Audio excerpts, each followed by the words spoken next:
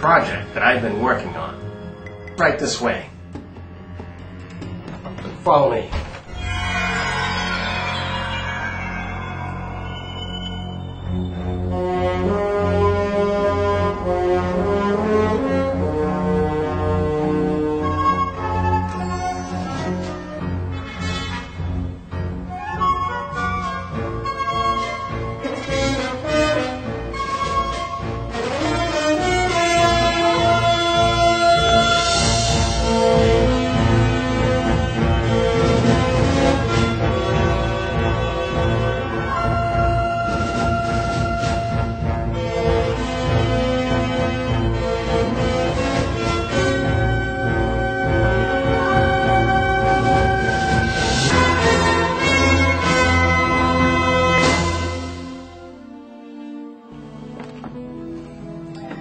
Right now, you're probably wondering who I am and exactly what kind of a contraption I'm sitting in. I'll identify myself for now as just a traveler, and I'm sitting in a time machine. I know, it sounds a bit like Steven Spielberg, but let me back up and explain my story. My regular day job is uninteresting, and in my spare time, I'm kind of a jack of all trades, a tinkerer. Well, I guess more like a hacker. I'm always trying to reinvent the wheel and come up with that Ralph Cramden get-rich-quick scheme. Well, one day, I was helping to clean out my great-grandfather's house for a quick real estate sale. I came across an old, dusty travel case belonging to my great-grandfather. My great-grandfather was an educator, very skilled in mechanical and electrical engineering at the turn of the last century. Living in London, England at the time, he held many patents for scientific devices in relation to accurate timekeeping and chronological measurement and synchronization. Many of his inventions utilized quartz and other crystals for accurate synchronization and resonance experiments. It seemed he was a very mysterious fellow, disappearing for long periods of time, and supposedly traveling throughout the world for work-related experiments.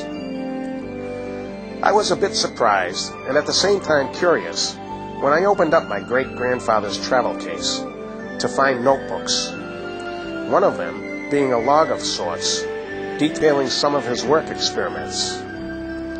One section of this log in particular, labeled Scalar Wave Generator for Time Displacement, really kind of jumped out at me.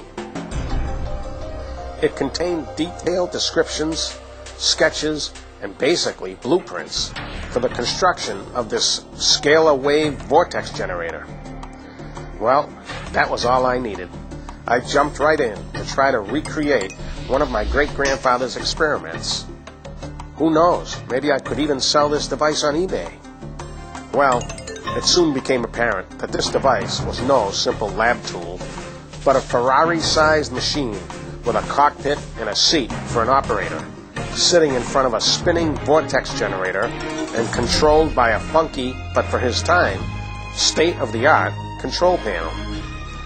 I went to work securing the needed materials and engineering the components.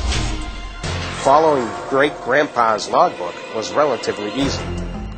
The base for the vortex generator consisted of a copper dish studded with extremely powerful magnets. Recycling an old satellite dish and lining it with copper proved to be a time saver, as well as a 21st century improvement on old great-grandpa's design. Not only would this baby create a scalar wave vortex, but I could also probably pick up high-def Planet Earth episodes, as well as Ultimate Fighting Championships on the dish, when not in use as a vortex blender. Most of the work was relatively straightforward thanks to great-grandpa's description and precise drawings. Finding the proper crystals and brass components turned out to be a challenge. Most of the materials were just not to be found at Home Depot. You couldn't get by with an old cut glass doorknob on this baby. We're talking Swarovski crystal. After a bit of Victorian-flavored artistic detailing, this machine was ready for a test drive. But what would it do? Well, I had to find out. I assembled the device in the only large space I could find at the time, since my garage was being taken up by a 1981 DeLorean that I was trying to restore.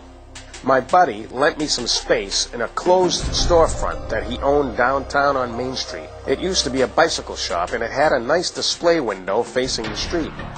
The finished machine must have looked cool sitting in the window, because at times it felt like I was in a George Pal movie with people gawking at me. Anyway, very early one morning, I climbed into the machine and I inserted the control lever. Great-grandpa's logbook did not give much detail on how to operate this thing, so basically, I slowly pulled back the lever and waited to see what would happen. The machine started making a vibrating noise, and the dish started spinning. As the speed increased, I started feeling slightly dizzy and lightheaded. I noticed on the control panel in front of me that the date display was changing. Looking out the display window into the street, I started seeing bizarre things. The motions of the people and the cars started to speed up, but in reverse. It was almost like watching an old science fiction movie with cheesy special effects. My lightheadedness was getting worse, and I may have momentarily blacked out or phase shifted or something.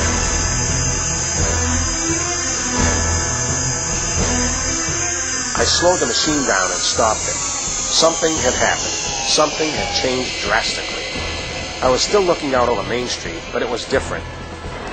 Being an antique automobile enthusiast, I recognized right away that I was no longer watching 2004 vehicles pass by, but 1904-era vehicles were now moving down Main Street, decorated for a parade of some sort.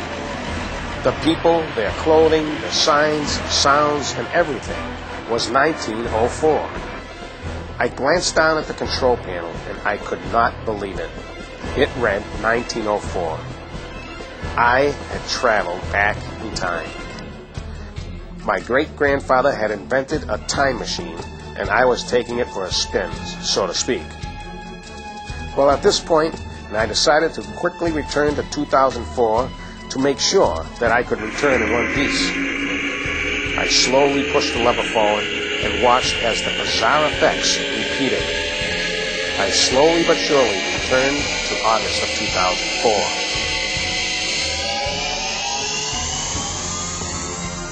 Well, that's my story. And here I sit in a time machine. Over the years, I've been slowly getting used to the machine and taking short jaunts forwards and backwards in time. At this point, I'm a little bit upset.